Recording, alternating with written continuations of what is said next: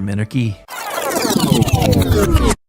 No, seriously, I'm just kidding. Hi, my name's Rick Robinson. I am the general manager of KLRNradio.com. We are probably the largest independent podcast network that you've never heard of. We have a little bit of everything, and by that, what I mean to tell you is we have news, pop culture, special events, conspiratainment, true crime, mental health shows, drama productions, and pretty much everything in between. So if you're looking for a new podcast home to grab a little bit of everything that you love all in one place, come check us out. You can find us on X under @KLRNradio. You can find us on our Rumble and our YouTube channels under the same names. You can also find us at KLRNradio.com and pretty much every podcast catcher known to man. So again, feel free to come check us out anytime you like at KLRNradio. Remember when entertainment was actually entertaining? When comedy was about being funny, movies were about telling great stories, and you didn't need a political lecture every time you hit play. Great entertainment still exists, it's just getting harder to find.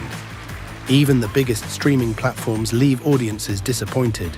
That's why there's Studio TST, pure entertainment, real comedy, independent films, bold creators, movies, comedy, music, and more, and the home of fearless sketch comedy. That show tonight, entertainment the way you want it. Funny, creative, unapologetic, and agenda-free. Studio TST, the future of entertainment starts here. Join Studio TST today for just $5 a month. Hi, everyone. This is JJ, the co-founder of Good Pods. If you haven't heard of it yet, Good Pods is like Goodreads or Instagram, but for podcasts. It's new, it's social, it's different, and it's growing really fast. There are more than 2 million podcasts, and we know that it is impossible to figure out what to listen to. On Good Pods, you follow your friends and podcasters to see what they like. That is the #1 way to discover new shows and episodes. You can find Good Pods on the web or download the app. Happy listening. KLRN Radio has advertising rates available. We have rates to fit almost any budget. Contact us at advertising@klrnradio.com.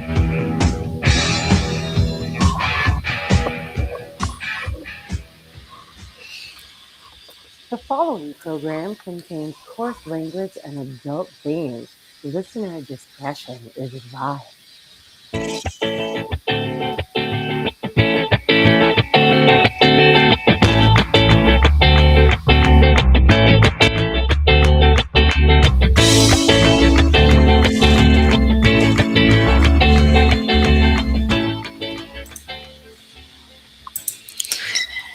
And welcome, everyone, to another episode of He Said, She Said. I am one of your hosts for the evening, Aggie, and with me is the very awesome Rowdy Rick. How are you doing this evening?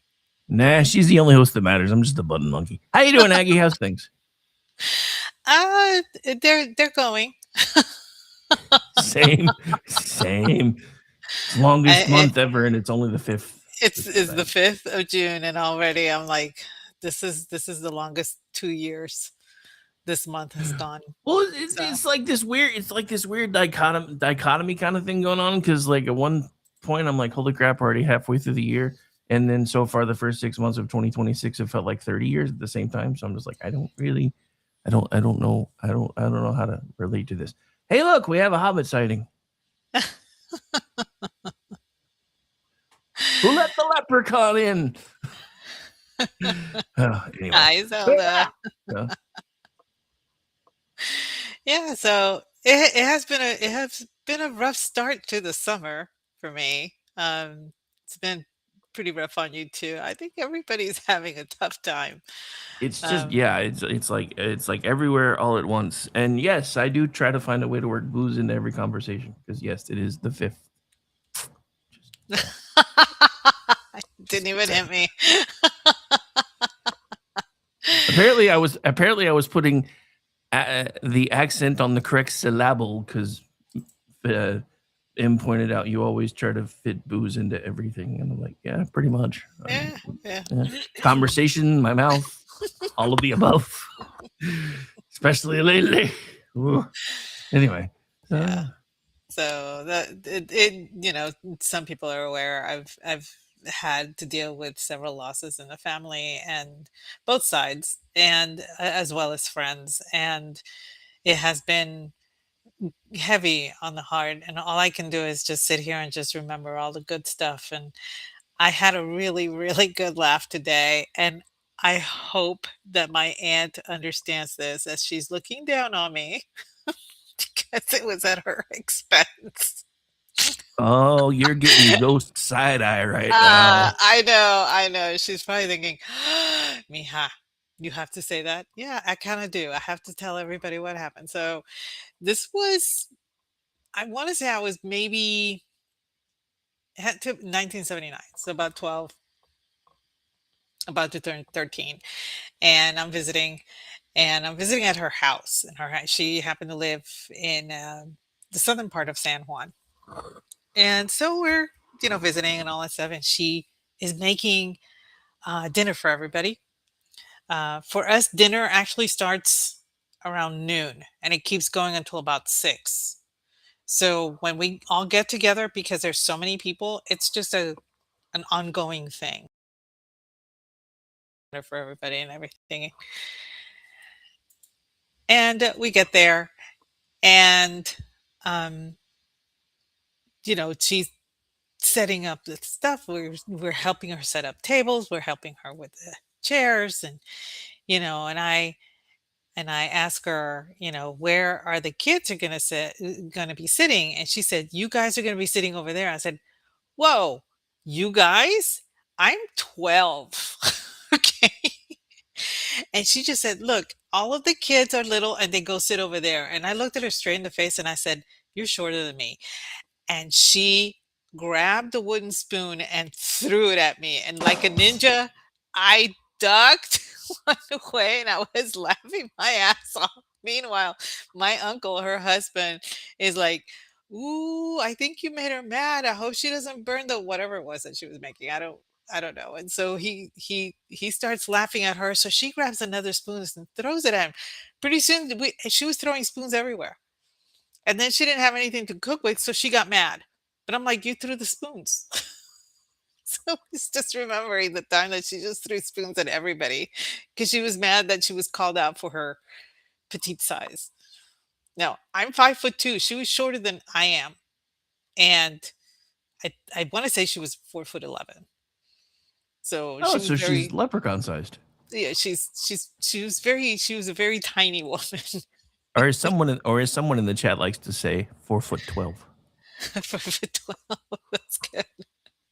But it was it was fun. I mean, that whole day we were laughing the entire day. She was just in a foul mood the entire day, y'all. She was just mad at everybody because we kept making fun.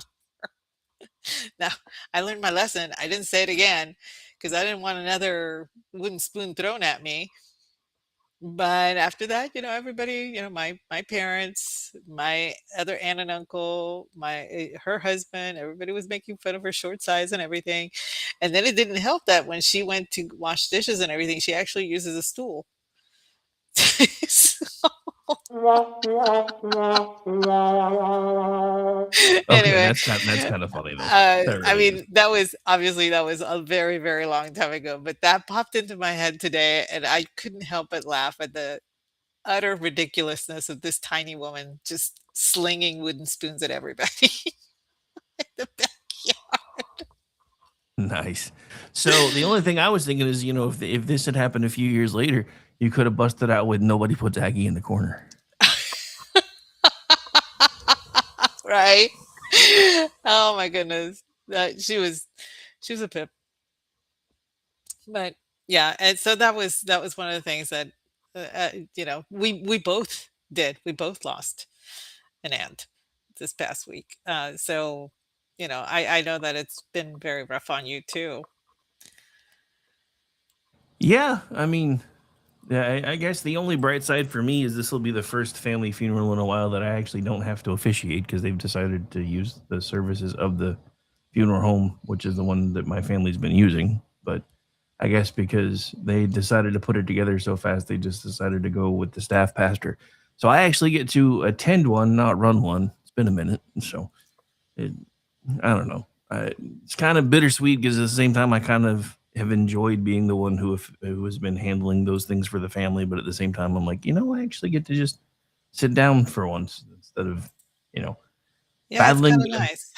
Well, I mean, the whole thing is, and this is going to be a really weird thing for people to hear with all of this that I do, but I am secretly not. I'm secretly trying not to pass out on the inside every time I do one of these things because I don't like talking in front of people. Yeah, that is I I was hoping that nobody would ask me to speak at this one because when my husband's grandmother passed away back in 2008, um, ev- each member of the family was supposed to go up and speak, or at least a representative of each family was supposed to go up and speak. And my husband just didn't want to do it. He just he just didn't want to do it. I mean, don't get me wrong, he loved his grandmother to death, and I think that's he just didn't want to break down in front of anybody. So he told me, Can you do it?" And I was like, I'm literally the outsider in this entire family, the only Hispanic in this entire family. I'm just like, I don't think this is gonna fly well, but okay. And I went up there and I had nothing prepared because, like I said, he was the one that was supposed to speak. And I ended up, talking about you know, how appreciate how much I appreciated the fact that they allowed me to borrow Granny for the 23 years that I knew her because I was not able to say goodbye to my own grandmother when she passed away. And so I at least got that chance today. And I wanted to thank the family for letting me borrow her, you know, as if she were my own. And afterwards, the uncle, the one that his uncle passed away this past a week and a half ago. And he came up to me and said, "That's probably the nicest thing that anybody has ever said about my mother." This is a man that I had been scared of for the past 23 years as well, because he was a very imposing figure. But I think after what I said, he very much took like a he took it very personal that I would say something so nice about his mother and kind of viewed me as a surrogate daughter to himself as well, even though he had one, but she was a lot younger. In fact, his daughter could be my daughter. That's how much younger she is. So anyway, yeah, it's a whole melodrama with him, but you know, anyway. But yeah, it has been a little rough since Yeah, you know. yeah.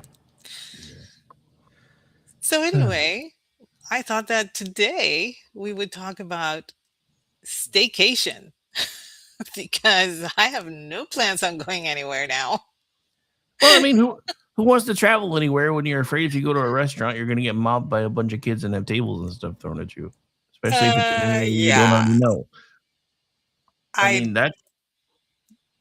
I mean, the most I travel anymore is usually, like the next Saturday I'm going out to Lake Eufaula for one of my grandkids' birthday parties. That's probably going to be the extent of my travel for a while because everything is nuts, and I don't want to subject myself to it. well, yeah, gas is not exactly cheap right now.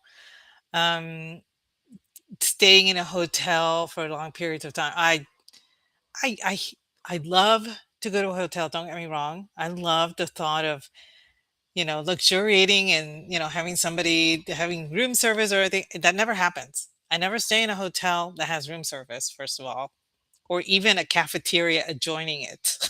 So I don't even get that. But the thought is very attractive to a lot of people. And then I started thinking, do I really want to go through that this year? Do I want to do something like that? Cruises are completely out because either you go on a carnival cruise and you risk a flash mob beating you to death, or you go to another one and you risk hantavirus, or you go to another one and you risk some other kind of virus. I just I don't want to deal with that. I have friends that take at least 4 cruises a year, and they have had absolutely no problems, none whatsoever. And they keep telling Well, me, yeah, "Oh, but you need to go, you need to well, go." And I'm like, that's because they take 4 cruises a year, so their immune system's like Rocky it's fucking Balboa. pretty much it's like really way up high, right? But it's not something that interests me. My sister actually wanted to take all of the sisters and my mom on a cruise, a Mediterranean cruise, a few years ago, and we all got excited for it and everything. And then she asked for suggestions of w- the stops, where we should go and all that stuff. And I said, well, I'll be honest, I loved going to Crete. Crete is the Texas of Greece. And as such, it's very much they believe they're their own republic. They're more conservative over there. They tend to be they're very cool with Americans and everything. So I was telling her that, and then my sister piped up and says, "Oh, then we should do something in Italy because she lived in Italy, so she got to do the whole boot, all the way around." And so she's pointing those out, and well, then my sister got upset because we had been there, and she wanted to treat us to some place that we've never been, but she's the one that asked us where should we go. Well, I'm going to tell you what I've seen. I'm not going to be saying, "Oh, let's go to someplace I've never checked out and throw ourselves at the mercy of the populace." I'm not going to do that. Yeah, no, especially not lately. No. But yeah, I mean, I know one of my aunt's friends is on a fixed income and they have figured out how to basically live on a cruise ship year round because it's cheaper than doing anything else.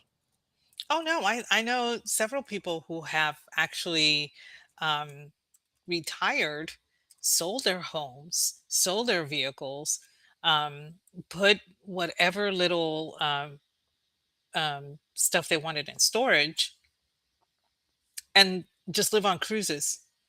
That's all they do because it's less expensive to be on a cruise and an all-inclusive cruise all over the world. And actually, my youngest daughter's future in-laws are seriously thinking about doing that. And I'm like, that sounds great for you, but not me. I like my house. Yeah, for those folks like coronavirus or hentavirus or whatever tries to hit and you start hearing we try to do what you hear. If he dies, he dies. Fuck. So, a lot of people are like, "Oh no, you should do all this stuff," but no, I'm quite okay now. A lot of people have seen some of the pictures of my lake, some of the pictures of the grounds and everything, and they understand why I would want to stay home. I literally live in a vacation home. I mean, everybody that comes here, they feel like they're on vacation. I've had several Twitter friends that have come, family members, friends, and everything. And um, actually, one of my friends' daughters is getting married, and she saw the the area. She's like, "I would love to get married there." And I'm like, "That'd be great, honey. Where are you?" And she's like, "Well, I live in Nebraska right now." I'm like, it's like a bit of a drive. But for her, she said that it would look really neat if she could get married, on the dock or something. And I was like, yeah, absolutely, yeah, whatever. But the thing is, yes, a lot of people come here and they feel like they're on vacation. But I'm not on vacation because I'm taking care of the house. I'm cooking for my guests. I'm doing this. I'm doing that, and everything. But when everything is quiet and it's just me and my husband and everything, then it can feel like a vacation. And then I started thinking, I should enjoy being outside more.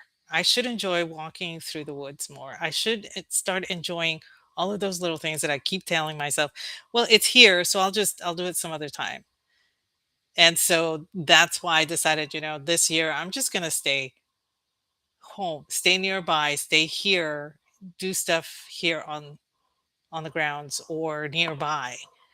And I started thinking, the the most fun things that I've done while not being on vacation, but still being a vacation, which is I guess they call it a staycation because you're staying home.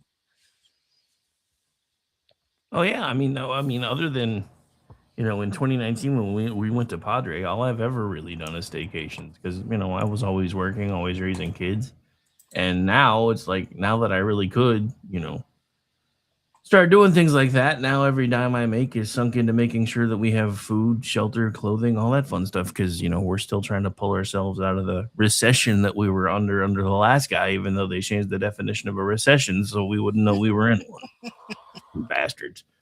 I do have to say, yeah, I am totally there with you, MD, doing the River Seine. I did that one. I did the Rhone, the Rhine, um, the Danube. I did river cruises, and those were very comfortable, and those were really really nice, especially that the everything faced on the outside. The doors were not facing towards the inside of the ship; they're facing on the outside because you get, you know, and so that was really nice. And they were not as expensive as I thought they would be. They were not Viking, and they were smaller, but they were a lot nicer because you're on a river and it's not choppy seas, that can cause a lot of seasickness, like I'm prone to getting. So, my next one, if and when I get out of the house and go on a vacation, I was thinking about going up the Mississippi River because that to me has been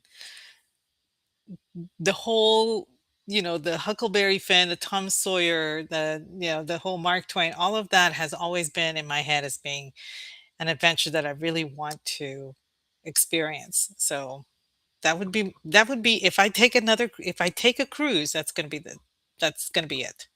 But I'm not going out to sea. Forget it. I just can't. I just Well, can't. it's because you grew up watching Gilligan's Island. You know what happens when you go out to I know sea. what happens. I've seen the movie. It doesn't end well. I mean, we grew up watching Gilligan's Island, Poseidon. Oh yeah, those are Yeah. fun times. So Although it's funny because Gilligan's Island wouldn't have survived today because everybody's so like figuring out premises for shows, and they're like, well, the max speed for that thing was only like 26 knots, so it was really only about 60 some odd miles away from shore, wherever the hell it was. yeah, somebody did all of the math. They said those idiots would probably stay in the Hawaiian island chain. Just don't They're just on one of the little tiny islands, thinking they're like separated from civilization, and really there's civilization 2 miles away or something. But yeah, Yeah. Oh but well. Anyway, so that's when TV was allowed to be fun, though. It's not really allowed to be oh fun anymore. yeah, no, not anymore. I was watching. There was a clip of all of the. I don't know what it was. It was I want to say it was Dick Clark or some late night TV host or something, but they actually had a reunion of all of the cast members while they were all still alive, and I was just like, did Alan Hale ever age? Because I remember Nope. Alan Hale before Gilligan's Island, and he looked like that. Like 20, 30 years before Gilligan's Island, he still looked like that. Well, that's because nobody ever found the portrait he had hiding in his attic. I guess not. I mean, if you've seen like who was it, Patrick Stewart, and there was somebody else that VC and I were talking about the other day, who like overnight just went from looking like he was maybe 50 to 60 years old to 120. I'm like, yeah, their portraits have been found. Well, Amish I will think get that Patrick reference Stewart if looked the somebody else same, has. when he did Excalibur all the way to now. He still You can see his age now. Um, he looks he almost kind of from the side profile now he looks like the perverted guy from Family Guy, the old dude. Oi, okay. Yeah, so you can tell now. You can tell now. So somebody burned his portrait. That's a possibility. So, my friend, what plans do you have for a staycation?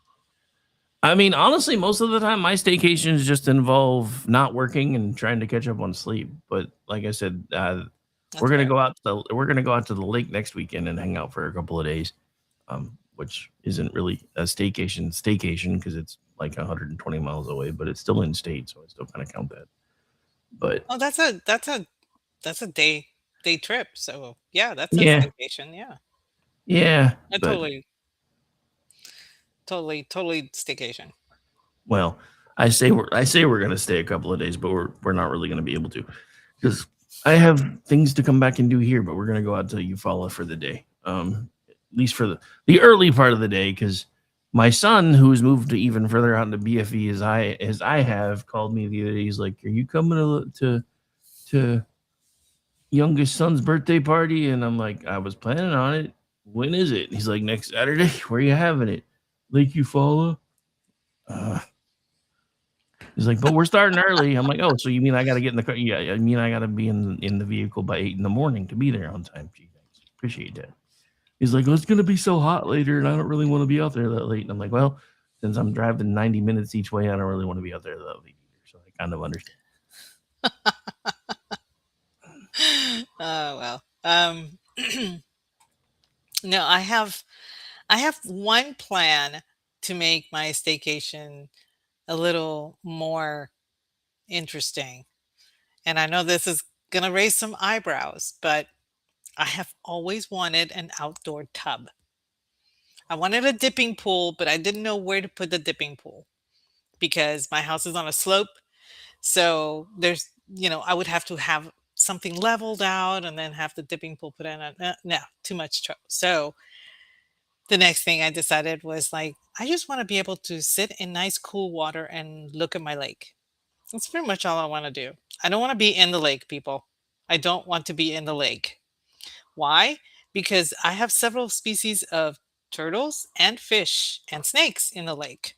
And that's their lake. I like to look at the lake. I don't want to be in the lake. So I'm on the lookout and I have a friend working to see if she can get it from the salvage for a clawfoot tub that I can actually repair and resurface. Because, yeah, believe it or not, Aggie knows how to do that and have it set up on the side of the house that's nearest the slope, so it overlooks lake completely. So it's like perched right there. And I told this to my husband, and he's looking at me going, "You really want a tub? You have to have a tub because I don't have a tub here. I have a walk-in shower." And I looked at him. I was like, "If I can't have a tub on the inside, I'm gonna have a tub on the outside." So he's like, "That's your project. I'm not even gonna question what you do or where you put it." I So mean, I think if you're gonna do an outside bath, you might as well go Japanese hothouse bath style and go all in. I had thought about that, and then he started getting interested, so I cut that off at the knees because this is my project, not his. I know that sounds Alrighty then. mean. That sounds mean, but he's got his own steam shower already. I don't partake in that. That's his thing, not mine. I just wanted a tub. I wanted and a bower. I already have the bower picked out. I have the climbing vines to go on the bower, and it's gonna be it's gonna be cool.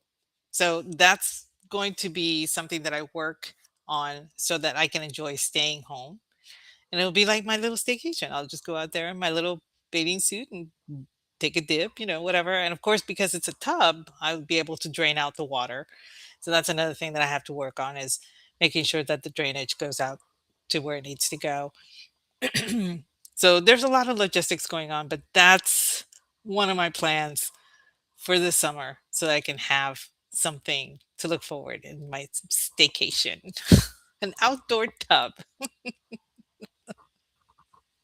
Oh, why do I suddenly have the Green Acres theme playing in my head? It's kind of like that. It is kind of like that because I mean, I see it in my head. I see it in my head and I need to put it down on paper exactly what I want it to be like. And my girlfriend was asking me, it's like, what kind of clawfoot tub do you want? And I was like, it doesn't have to have claw feet. It has to have legs, but not. It doesn't necessarily have to have the claw feet. And and she says, but cast iron. I said, yes, definitely has to be cast iron.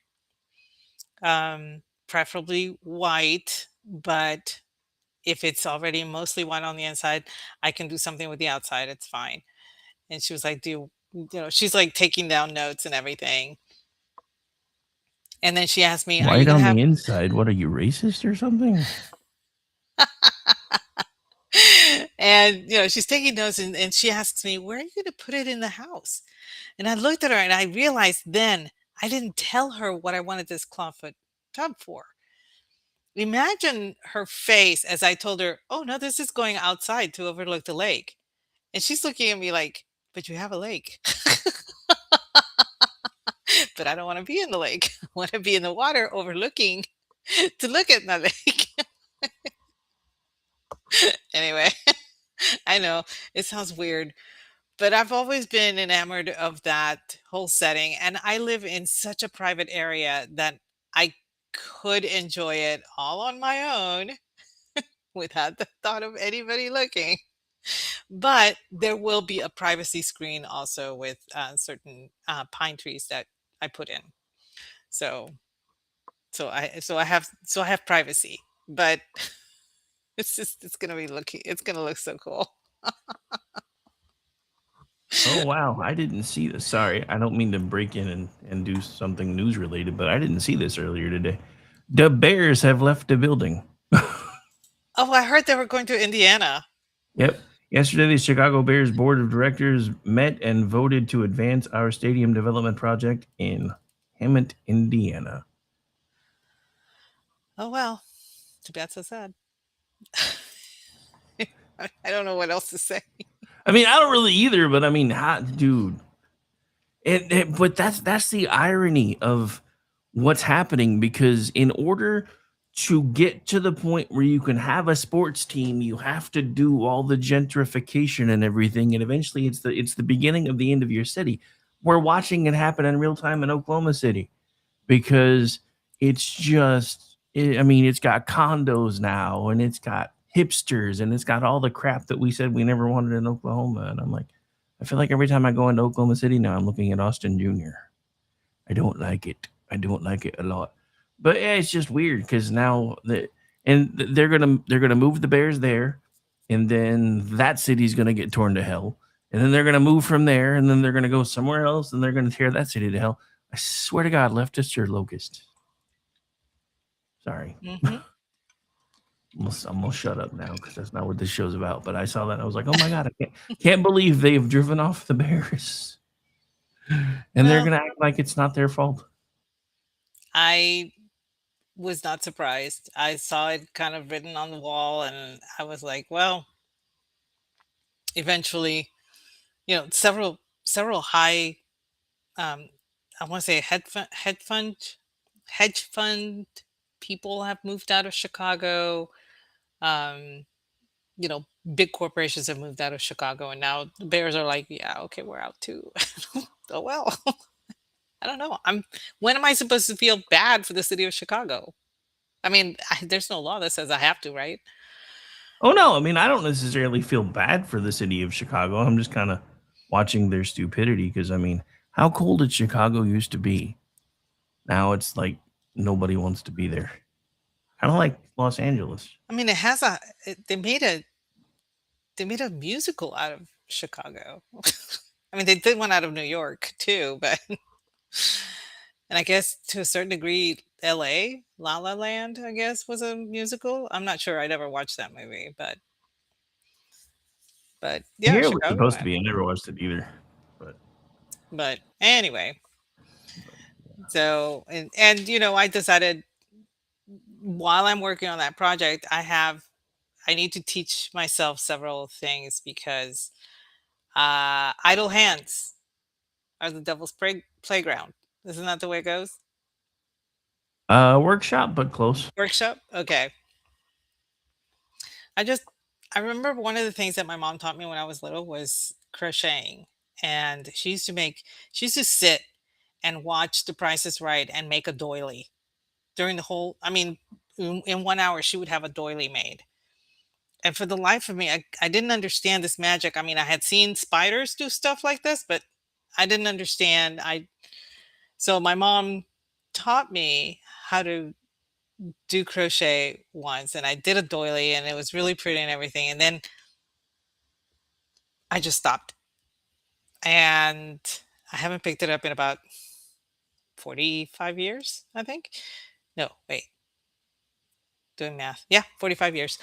And so I told myself, you know what? I need to get back into it and start doing this kind of thing.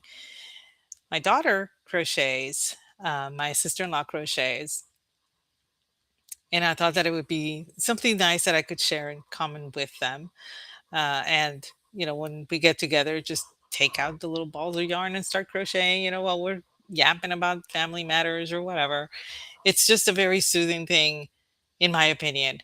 I have needle art, down pat, but I need to pick that one back up. So that's something else that I'm going to be doing for my staycation is learning a new hobby because I don't have enough, apparently.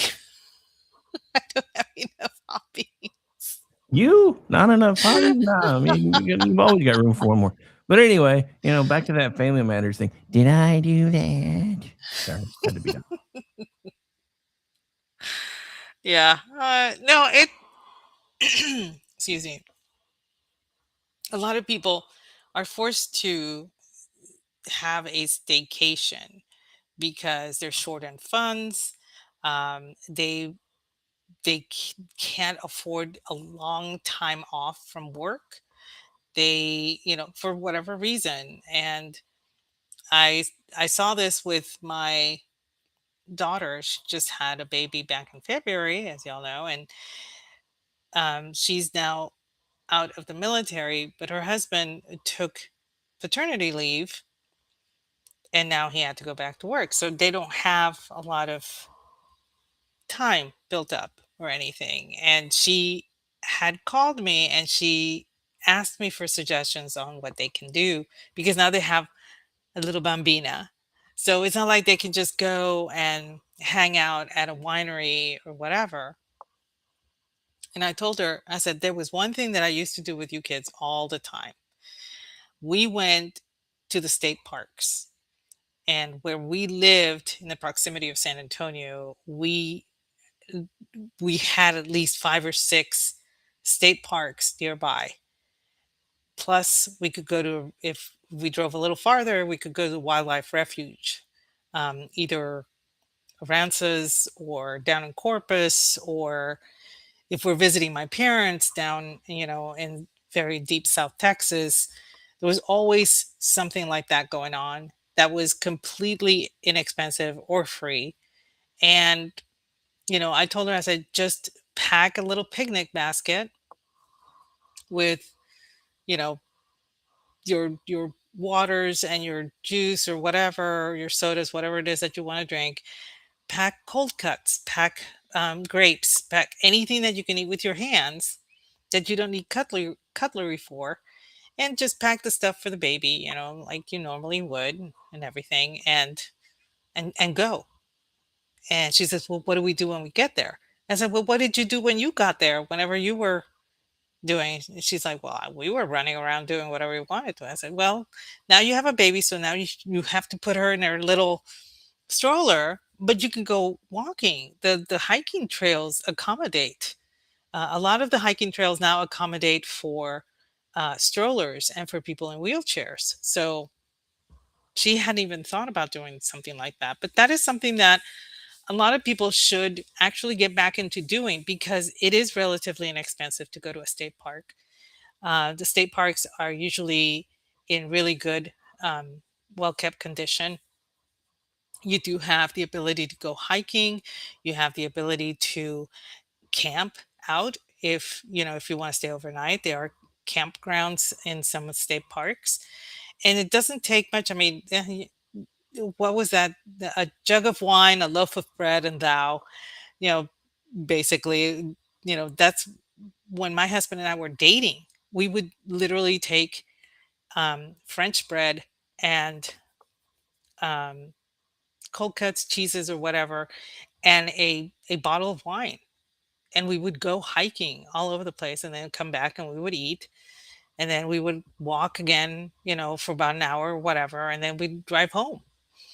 And it was an awesome way to spend a day. It was almost it was like the so cheap to go on a date like that. It was one of the best dates that we ever spent together doing because it was so inexpensive. And we were college students. We couldn't afford to do a lot of stuff. Um, going to the movies even back then was the tickets were 750, and back then that was outrageous. I don't even know what the ticket ticket prices are now, but for college students that were, paying their own way, that was cost prohibitive. Yeah. Um, so going to a state park, especially if the the bus system drove right by it, and you can just request to be let off there. And they used to do that all the time. We would go when we were in College Station. We'd go all traipsing everywhere. Roan's Prairie was one area that we went to, and he would borrow his roommate's car, and then we would drive to another a state park or whatever. But it's very inexpensive to do. It's a lot of fun. You're outdoors. Just make sure that you put some sunscreen or sunblock and some mosquito repellent because you are in Texas. And yeah, the mosquitoes can carry you off. So be careful with that. But outside of Dude, that, mosquitoes are basically the state bird up here. I can only imagine what they're like down there. they're mean.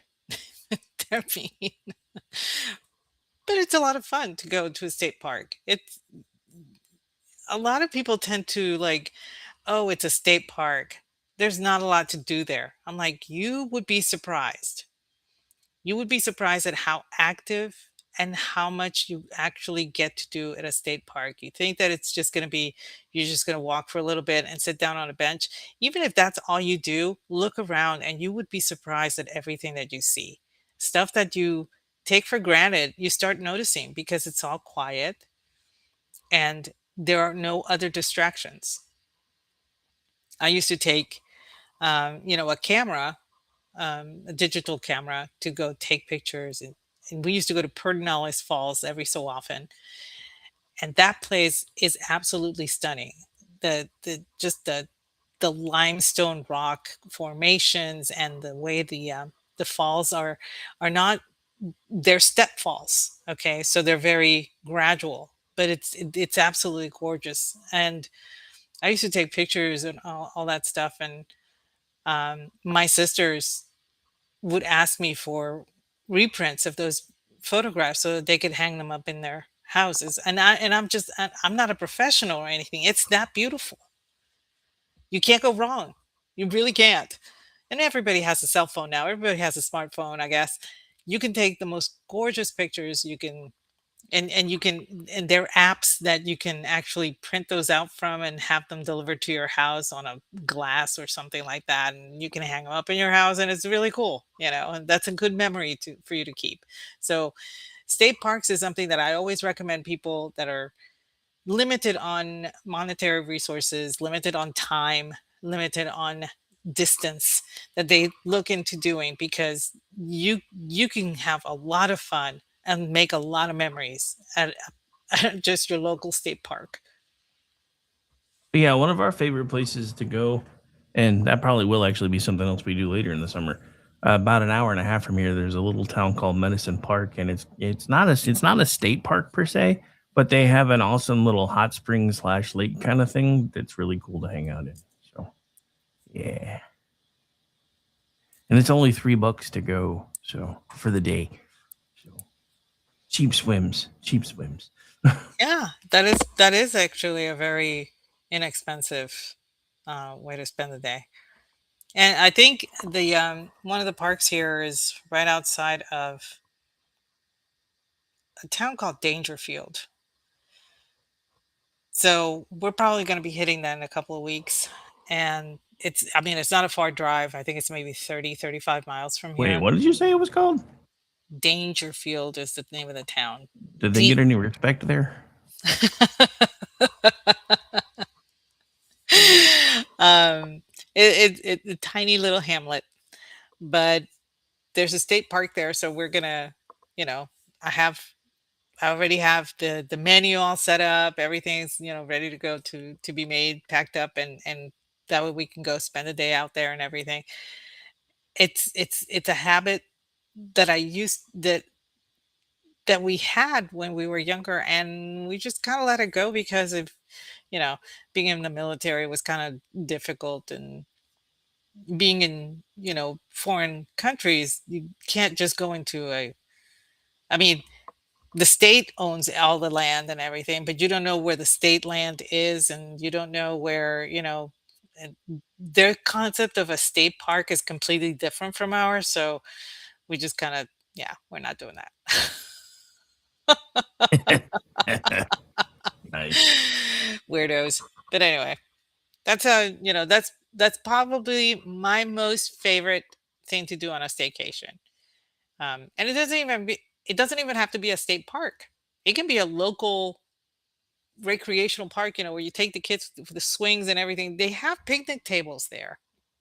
One of my fondest memories when we first came to the States, this was back in 76. My dad, we could not afford to go any place. And so my dad would take us in the car about 10 miles down the road. And 10 miles down from where we lived was the highway, and we'd never seen a highway before. That was brand new to us. We had no idea that streets could be that big and that tall, right? And by tall, I mean it's an overpass. But for a 10-year-old, that was like a big deal, right? And there would be like a picnic area on the side of the road. And so we would pull over. Mom had summer sausage and Ritz crackers and a jug of, I don't know, Tang or something that she had made at home. And then the little Dixie cups that for the bathroom, and she would bring those because we were little, and so little cups, and we were all, oh, this is so cool. And so that's what we would do. And we would sit there at that picnic table and watch the cars go by. And let me tell you, when you come from BFE in Puerto Rico, where the streets are not even two, they're not one, it's just one lane, maybe lane and a half wide, and you're supposed to fit two cars in there. That this blows your mind. So I remember dad doing that almost every Sunday after church. We would do that, and it was the most fun just to sit there and watch all of these cars go by. Where we came from, we never got to see something like that. So, it depends on the perspective, and it's something that I encourage people to do is just change your perspective. Yeah, sure, it's just a little picnic area, but if you sit there and just watch the world go by, you'll be amazed at how zen that becomes. Yes, I still do it. Don't judge me. I, I mean, I'm judging you, but not for that. Just saying. I wouldn't be what I was judging you for. But no, I mean, so yeah, and the funny thing is, because since I have semi-retired and I have cut back my work schedule a little bit, I've actually been kind of looking at things that we could do this summer, especially now that Gracie's getting a little bit bigger. Because she's not so small now that she gets super cranky if we're somewhere too long. So I'm honestly thinking about there's a wildlife refuge not far from Medicine Park either. So I think we're going to take one of these Saturdays that I don't have to work anymore and actually spend the day out in that area and just hit everything up that's down there. But it probably won't be. I'll probably wait until like September because I'm old. I don't like hot anymore. I know. And I gotta give special props to friend of the chat, ex Brad. He's in there, and he's talking about the time that he came to visit me when I lived near San Antonio. I took him to all of the missions in San Antonio. There's not 57. It's close. But that's another thing that I love to do is take people to see monuments and see places of interest that may be small, but still, kind of cool. I mean, the little town that I live in, I think when Expat came to visit us here, I took him to see downtown. There was a little, like the depot, the original depot is still there, the train depot and everything. And it's shown in the marker about the Bowery because there had been a shootout or something there. And it's like, this is as metropolitan as this place gets. Nice.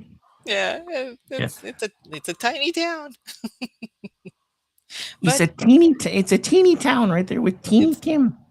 yes. Well, actually, Bonnie and Clyde actually stopped here and ate, lunch on their way through. And that's another claim to fame of Well, this place. at least they didn't shoot up the place on the way out. I guess. No, it was like they stopped. They had sandwiches, had got gas, and kept going before anybody noticed who they were. They didn't. Nobody knew. So, and then Nice. like an hour later, here comes like a police, or, like state police or something, and asking if they had seen these people, and the gas station person said, "Oh yeah, they just got gas. Why?" And they said, "That's Bonnie and Clyde." And I mean, everybody knew who Bonnie and Clyde were.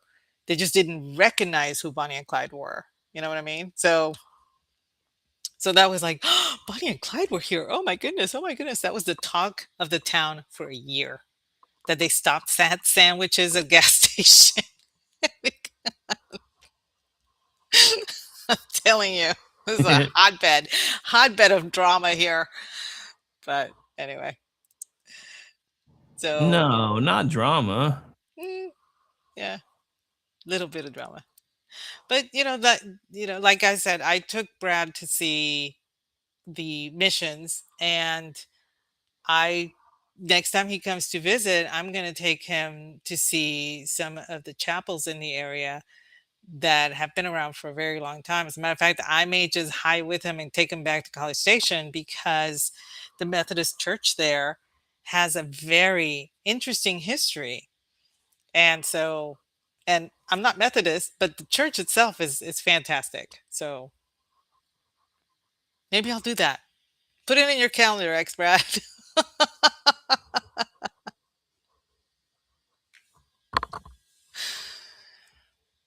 Oh, I just realized that Arbuckle Wilderness is still a thing too. We may take Gracie through there this summer. What's that? It's like a drive-through safari thing. One of my it's a good thing my mom and I don't talk anymore. She would hate that I'm about to say this. But so my parents took me through there one time. It was probably about a year or so before they got divorced. So I was probably about 7. And it was the summer before everything blew up. So basically you drive through this area, and it's like basically you drive through, and there's animals that can come right up to your car and you can feed them. Well, it was a camel. That's right, it was a camel. There was a camel that decided it wanted all the food in the car. So it stuck its head in. Well, my dad managed to get, he pushed its head out and rolled up the window enough where they thought he couldn't get in anymore. That was before they realized how long a camel's tongue was. That was terrifying for my mom. Oh She was wow. getting a tongue bath from a camel who was trying to get all the food out of the bucket. I think there's a wildlife safari by Natural Bridge Caverns, which is in Garden Ridge, right north of San Antonio. And it used to be that the wildlife safari was owned by the same people that owned the Natural Bridge Caverns, and then there was a falling out or something, and so they sold it off. But the wildlife safari is still there. And it started with only like about 10 safari animals or something, and now they have, because they do rescues, and they take the older animals that zoos are loath to keep because of age, that kind of stuff. So it has grown quite a bit. And my sister was telling me that a few months ago, a family went through, and you're supposed to keep your windows rolled up because the animals are very curious. They're not afraid of human interaction. They don't consider us predators. So the apparently a little girl was, and I say little girl, she was about 8 or 10. She thought the whatever it was, I want to say it was a giraffe, was being very inquisitive, blah blah blah blah. And so she wanted to say hi, and she kept waving, but the giraffe was not paying attention to her. She just, the giraffe was just like looking at the car and looking around and whatever, and she kept trying to wave it. And so she rolls down the window and she sticks her hand out, and, to get her attention and everything. Well, the giraffe saw the hand waving and said, "Oh, they want to be friends." And so the giraffe approached and stuck her head inside the vehicle. The dad decides to freak out, and instead of actually stopping the vehicle, complete, like, because they were in a kind of like 5 mile an hour or something like that, not going very fast, idling. Um, he decides to actually punch it, and the giraffe is still in the car. It's it's still in there. So the giraffe starts running with them. The giraffe is getting mad because she doesn't want to run. So the giraffe is like going insane inside the car. The little girl is screaming.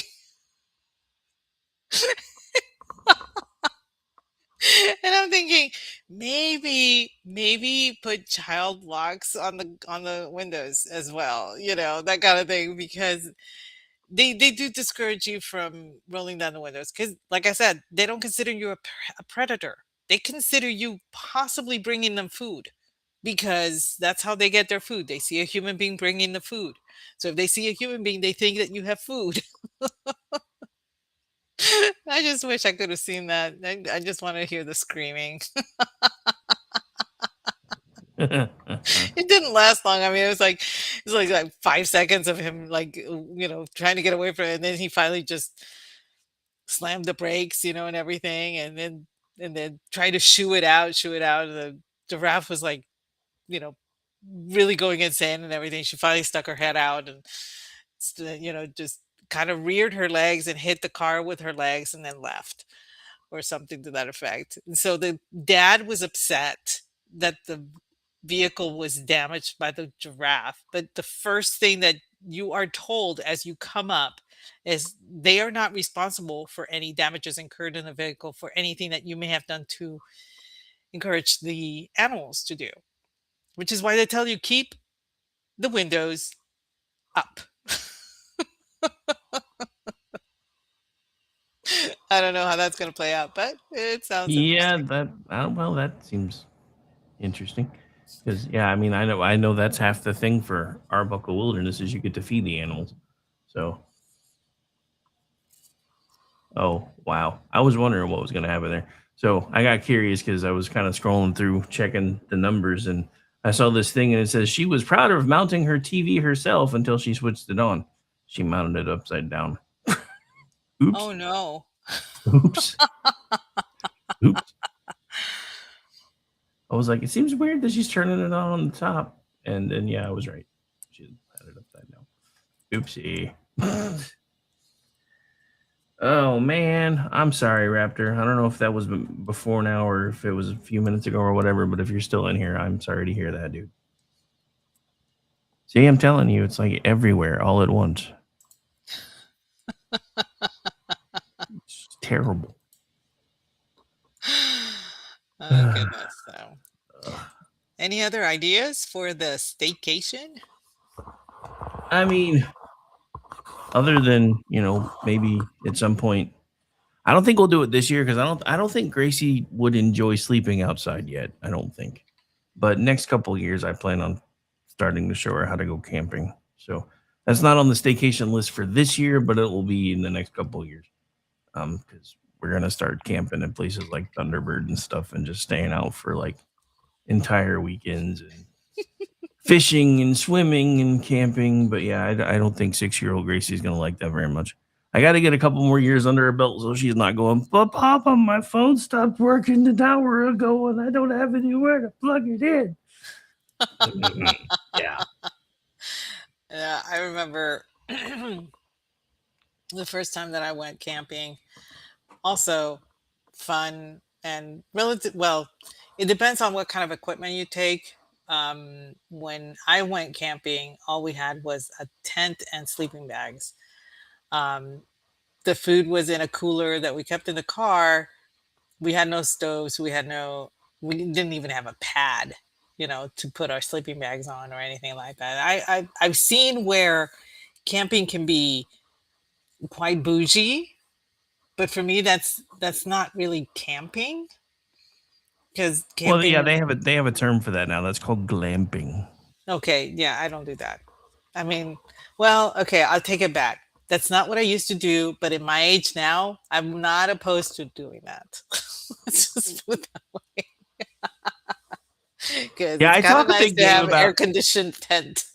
Yeah, I talk a big game about going to do all that stuff, but it may be one of those things where I help them set everything up, and then at dark, I'm like, okay, you guys have fun. I'm gonna go sleep in my bed now because I'm old now. I don't enjoy sleeping on the ground anymore. It No, I didn't. don't either. There's so many things that never used to bother me that bother me now, and I realized it the other day. Like I don't like being outside in the heat anymore, but that's different. I mean, I used to work outside all the time, and there was one summer that I was in a dress uniform every Saturday with a bulletproof vest on, and it was like 110 degrees outside, and I got probably as close to heat stroke as I've ever had in my life. And ever since then, I just don't deal well with heat. And there's other things that I used to really, really like to do that I'm just like, yeah, I don't really want to do any of those things anymore. I have a feeling sleeping on the ground is probably going to be one of them because it's been a minute since I've tried to do that. Oh, goodness gracious. I'm and another one. Oh, my condolences, Raptor. We are so sorry for your loss. I know well how that is. I just can't with this month. I really can't. Right? That's what I was saying. I was like, oh, another one? Oh, Yeah, Raptor's grandmother passed away. So, uh, anyway, Al, I call it retirement practice now. well, that's pretty apt, actually. He's like, he's like, I just got back from the staycation. I call it retirement practice now. I mean, I am semi-retarded. I mean, retired. Yeah, sorry. I remember when I went. I see M put pup tent, rifle, pistol, and Bowie knife. When I was still living in Puerto Rico, my uncle was uh, the scout master, and my cousin was a Boy Scout, and there were no Girl Scouts in my hometown. That was the only way that they could have a Boy Scout was if my uncle, did the whole thing. And there were like five of my friends were in that troop, along with my cousin and some of his friends. So it was about eight, maybe nine. And I wanted to do the same stuff that they were doing. And my uncle said, "There's no harm in her attending any of the meetings, but she's a girl." And I'm like, "I can take you, and I can take you." So they let me in. And one of the things that we had to do was, um, with a map, a compass, and a pen, basically a penknife, we had to find all of these markers throughout, um, well, basically a side of the mountain where we were at. And we were, we couldn't go out at the same time. It had to be one by one. So every 5 minutes, one of us would go. And the point was um, they were people that were timing us and everything. And we had to find all these markers and all this stuff, right? And the all of the guys were very sure that they were going to have to come rescue me. I was the one that finished with the shortest time, and my cousin could not figure out how it was that this girl managed to do it. And I looked at them straight in the face and I said, if you read the booklet, it told you exactly what to do, and that's all I did. Well, the guys being guys, they didn't read the booklet. They knew better. Two of them got lost. One of them had to be rescued.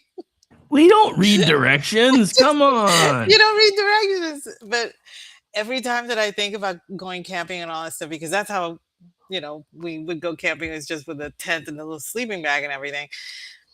And, but I remember the knife because, I, I, I luckily did not have to use it for any reason. But one of the camping trips that we did take with all of the scouts and everything, I ended up using the knife, but I didn't take the penknife. I took my dad's knife, which was a lot bigger. And when my uncle saw me handling that knife, he was like, this girl's going to go far.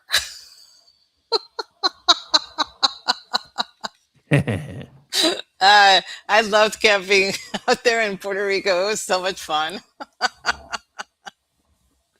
But now I'm like, I don't know, glamping. That sounds actually kind of cool. I would not mind having an air conditioned tent with a cot and an actual or an air mattress. Air mattress would be cool,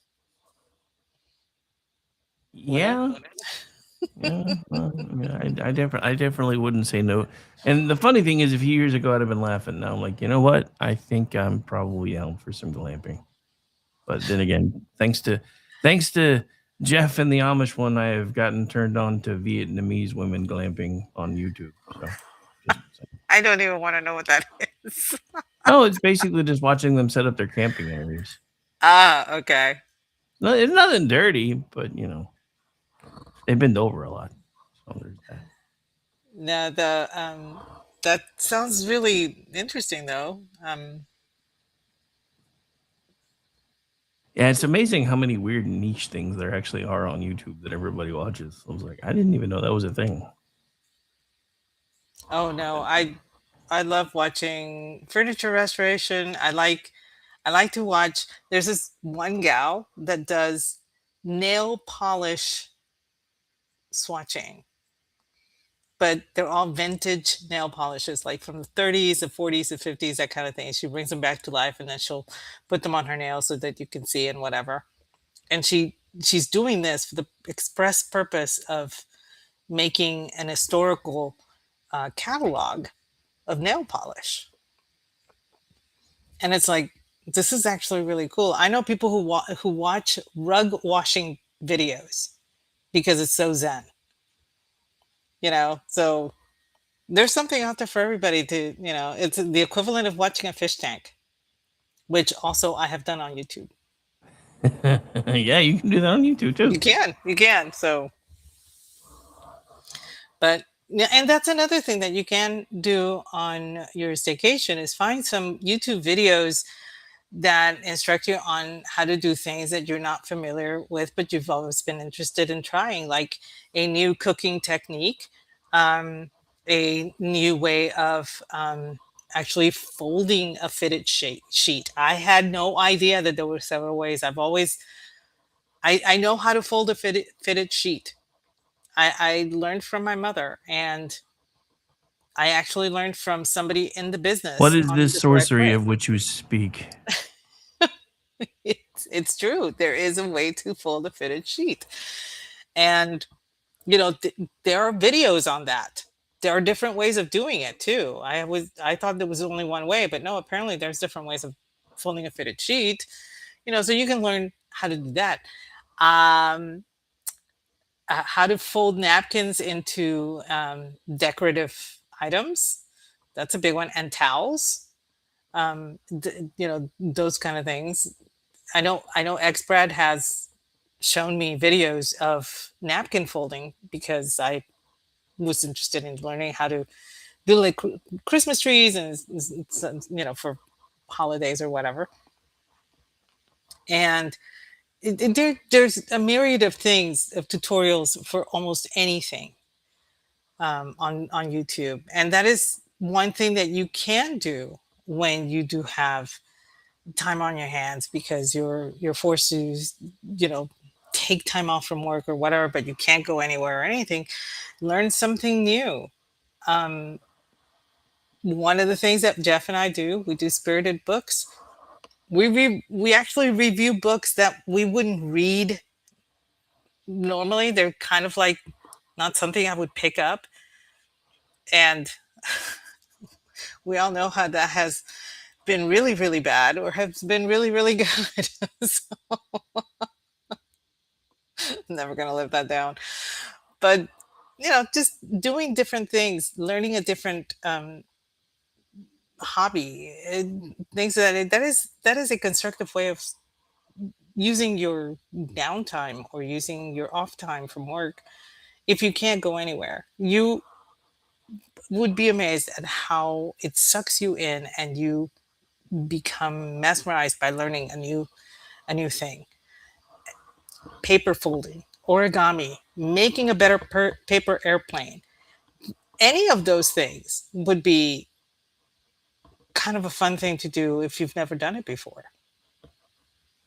Could be. I'm still curious to find out what witchcraft it takes to be able to fold a fitted sheet because You're still pretty there.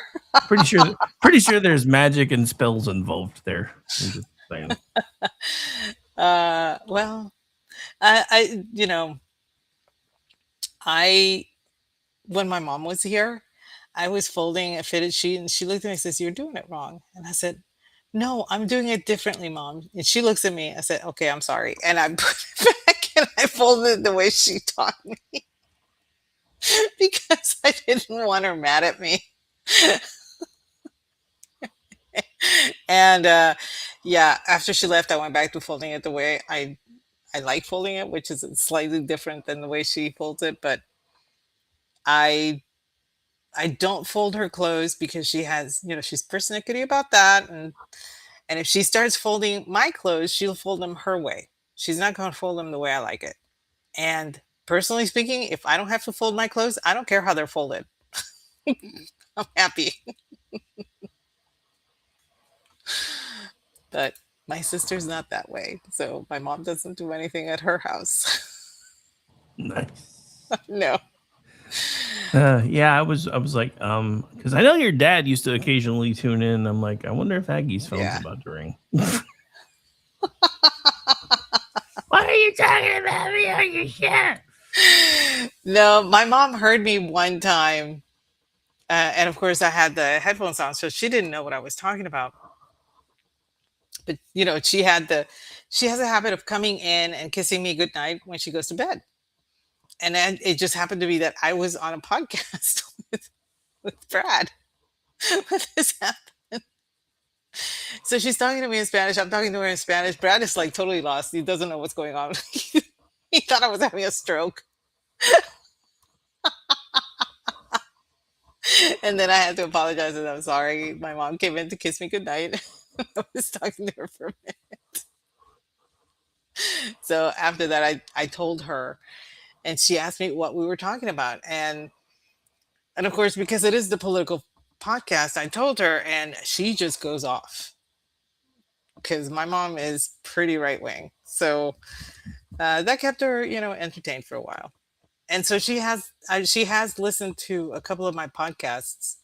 Um, if she she asks me to, I'll pull one up and she'll listen to it for about 15-20 minutes and then she'll be done.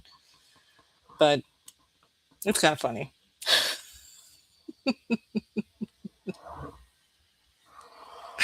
But Anyway, I wish I'd have seen this for the episode we did a couple of weeks ago. But this is all making the rounds again now because they just released the new He-Man movie, and I can smell the nicotine in this living room.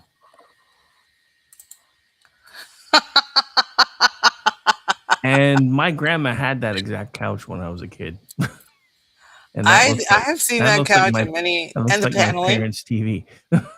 and the paneling. Let's not, the paneling in the back is actually pretty cool. But I yeah, think it'd come back. that kid was the boss of the block if he had one of those things because yeah, everybody wanted to play it. Everybody wanted Castle Grayskull. Everyone wanted Castle Grayskull, and I mean, and I kid you not, I'm talking about when I was in high school. My high school guy friends wanted the Castle Grayskull. This wasn't just for kids. This was like the be all and end all of having, because they could justify it as, oh no, these are not toys, these are action figures, right? Oh yeah, you still hear that from that crowd today. These are not toys; these are action figures, and that's why we leave them in the packaging and we do this and we do this. And then I saw something today that I The almost what? died. I almost died because I think it was actually I think it was I cannot think of his name right now. Um the Damn, I can't think of his name. Anyway, he put out a thing this morning talking about how 80s kids were never going to be normal, and it was He-Man talking to one of Oh, his Rogue one. Elf. Yeah, I don't know Yeah, why I couldn't think of that, but yeah, Elf. Rogue Elf Elf put was out really this thing says how 80s kids were never going to be normal because it was He-Man talking to one of his buddies named Fisto. Yeah, Yeah. Uh-huh. yeah. Hmm. Mhm. He's like, I fisted till I couldn't fist anymore, He-Man, and I'm reading it, trying not to snicker. I'm like, there was so many things that we didn't get as a kid that I think we're kind of baked into certain things already. No, my favorite that he brought up was the Little Mermaid, the original Little Mermaid, clam clamshell. Yeah, the Um, clamshell. Yeah, yeah, yeah. um, yeah. Everybody says, "Oh, that's, that wasn't done on purpose," and blah blah blah, and all that stuff. Dude, I know people in Imagineering. It was totally on purpose. Oh yeah, it was totally on purpose. That was a big old penis right there. Have a nice little phallic symbol right in the middle of your kid's Yeah, cartoon. There you go. but There anyway, you go. All let's right. How about see. you? Any other staycation ideas besides building your outdoor tub and doing green acres kind of stuff? Well, I tell you what, if anybody out there is, you know, if you have a little money to spend, you don't want to go anywhere, buy a Lego set. Because like I said, guys are like, oh no, this is like action figures, not toys. This is actually, architecture, not Legos, that kind of thing. Guys will justify it, women will too. Don't get me wrong. And Elf has some of the most elaborate Lego sets because that's what he and his wife gift each other for Christmas. And so, um, but like I said, they can't really go anywhere because of the nature of his work or the nature of her work. So they choose to do things at home that are inclusive of each other. So a Lego, building a Lego set is a lot of fun, and it gives you time to yourself. It helps you to wind down. It actually, Ignore the audio. I just saw this and I was like, dude, if this is an actual thing, this is like, I guess, Oh, because He-Man's out. some time for the He-Man. Hmm. So they have made like a Castle Grayskull popcorn and drink holder, and now I want one. Now I want one. I think you have to go and get it at Oh the yeah, you actually have to thing, get it right? from the Yeah. theater. But hell, Regal owns pretty much every theater on the planet anymore. So there's like two that aren't too far Right. from me. So Right. And it's kind of fun. That'd be kind of cool. I'm sure that our friend Brad is going to be on the hunt for this. oh, I'm sure. And if not, his other co-host will probably go find him one for Christmas. Oh, and I agree. Tinker Toys, Lincoln Logs, any of those an erector set or whatever, anything like that is actually something that's kind of fun to do. And Okay. It Just a doesn't. reminder, with this crowd, you should never use the words Lincoln Log and Erector set that close together ever again. My bad. But those. I was at an estate sale a while back, and they had a complete set of Tinker Toys, and I was so close to getting the set until I saw the price tag. They wanted $150 for it. Why? I don't know. But I was like, that's too bad. Because I enjoyed playing with that when I was little, and my cousins had a set, and I would go over there, and it was hours of entertainment for me. And my cousins, they would let me play with it, and I would leave them alone. So it was a win-win. Um, Let her play with this so she doesn't bother us anymore. it's pretty much, yeah, because I was younger. I was the in between. So everybody like was either my sister's age side, or everybody else was four to 6 years older than I am. So I was like in the middle, and I didn't have anybody the same age. So when I would go over there, they would give me something to play with. I would leave them alone. They would leave me alone. It was a win-win, totally. So I never minded that, honestly. But yeah, a building a model would be something else that's very time consuming, but it's exacting, and it kind of gives you a purpose. It gives you a certain, I guess, calmness, because you're concentrated on something, so your anxiety levels go down and everything. So it's kind of like having a vacation where you're unwinding. You're just building a car, or building a spaceship, or building a plane, that kind of thing. So, but having a staycation is not as bad as some people at first thought it was. Everybody has this concept of a vacation being an escape, but you don't have to escape your home in order to escape the anxiety, escape the stress. You just have to learn to look at it in a different way. That's the way I look at it. Oh yeah, no, seriously. But yeah, no. So, you remember the guy with the bit when we were younger? You've been here for an hour. You go now. There's a Florida man who decided to up his game. He actually had the police called on him after hanging out in Golden Corral and eating continuously for 9 hours. 9 hours? Yeah, he said, "All you can eat got no clock, bitch," and I already paid. Well, isn't that the rule? Like, you Well, pay once and it's all you can eat, Well, right? I know. I actually got in trouble once, because we used to game the Golden Corral system back in the day. We would go for breakfast on on Saturday, and pay for the breakfast price because it was cheaper. But go late enough that we could get as much breakfast as we wanted, then wait for the lunch to roll over, and then go back and start getting lunch food too.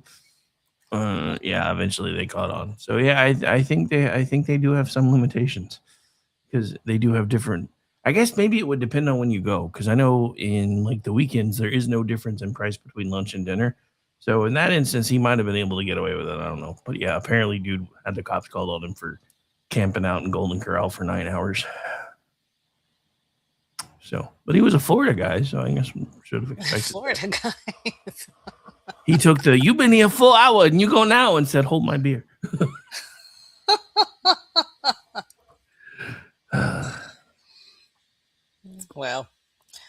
Well, it's almost 9 o'clock. I don't know if you have more to add, or. Nah, not really. I mean, like I said, most of my staycations, especially lately, have just been trying to catch up on sleep.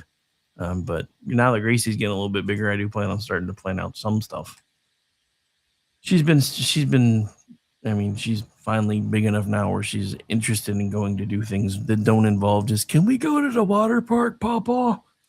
No, we just went yesterday. I'm gonna go again. We just went yesterday. But yeah, so no, I think again, I think everybody around the country is figuring out the art of staycation this year because everybody's afraid to go anywhere. Because hell, you in America now you can't even go into a Chipotle without risking some sort of sharks and jets fight. Yeah, that's true too. You're you're at the mercy of whatever, the Crips and the Bloods or the Sharks and the Jets or the I don't know anymore.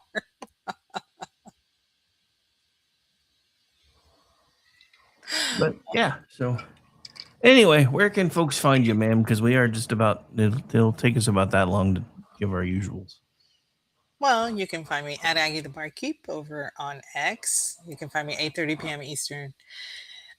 Tuesday nights doing the Cocktail Lounge with the ever suave Brad Slager. 8:30 p.m. Eastern. Friday nights doing He Said She Said with the awesome you. The second Wednesday of every month, you and the guys get together for Toxic Masculinity, and I bring the drink of the evening at 8 p.m. Eastern. And Jeff and I do Spirited Books, usually on the first Monday of every month, but unfortunately, we had to bump it from last week because of certain stuff that was going on with me. But stay tuned for that because it'll be this coming Monday at 8:30 p.m. Eastern. And how about you? Don't look for me; it's a trap. I'm actually off tomorrow. However, Sunday, Kingdom and Country is back up again. We're changing the schedule around a little bit for summer because G is off for his summer schedule. So yes, there will be Toxic Masculinity this week. It's 8 p.m. Eastern, 7 hour time. I think I'm going to see if I can get VC to sit in for him. But in G's normal time slot for the rest of the summer, I'm moving America off the rails, so it won't be on Monday nights anymore for a while because gotta plug a programming hole.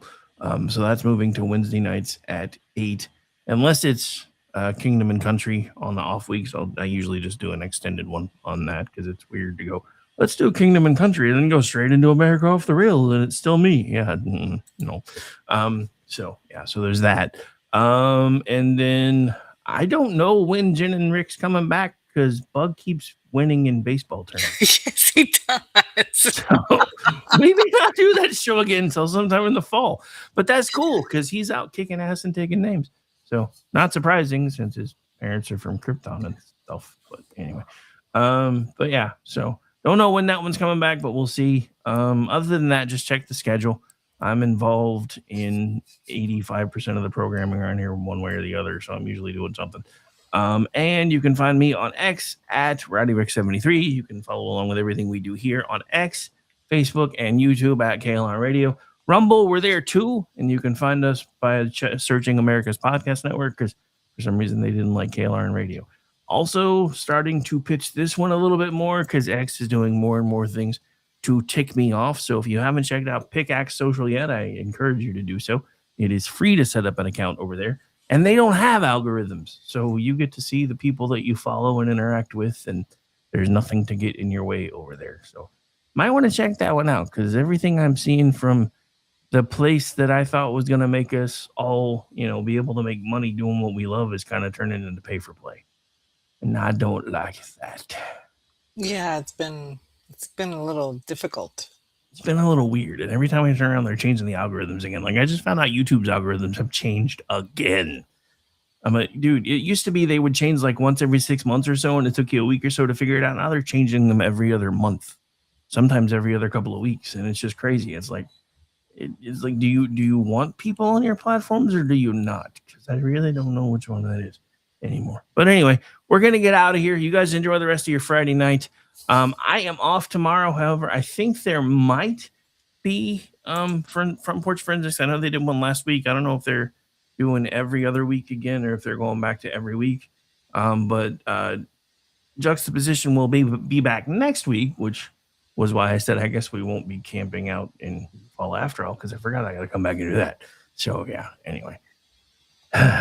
Okay. So. All right, that's it. I think that's everything. I think I've rambled sufficiently. You guys enjoy the rest of your Friday night. Thank you so much for hanging out with us. And take it from us because it seems like it's popping up all over the place. Hug your loved ones while you can because times are weird. Times are weird, man. Good night, Bye, everyone. guys.